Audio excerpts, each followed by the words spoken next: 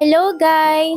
Samahan niyo ako ngayong gabi at ipapasilip ko sa inyo ang mga naging kaganapan sa year-end party ng aming company. Sa mga hindi nakakaalam na makakanood nito, tatrabaho nga pala kami ng boyfriend ko, isang manufacturing company. At kung di ka naman interesado sa buhay ko, wag next video ka na bi. Charis! Anyways, Friday nga pala ngayon, December 6. At sa Rizal Coliseum nga ang venue, dito sa Calamba, Laguna. Kung taga Laguna ka, siguro alam mo yon, at kung hindi, okay lang. Ako din naman, di ko alam pero taga Laguna ako. Mga 5 na ng hapon nang makarating kami dito. May liwanag pa sa labas pero madilim dito sa loob na akalain mo ngang gabi na sa labas. Sa medyo taas na pwesto na nga kami napunta kasi naman guys, anong oras na kami nakarating din puno na ang ibaba. Para kasing Araneta Coliseum to guys, paikot siya tas pataas ang mga upuan o bench. Kami kasing day shift ay nagtrabaho pa kanina, di kagaya ng night shift na may beauty rest at maaga nakapunta dito. Madami ng tao nang makarating kami dito, pero di pa naman nagsisimula ang event.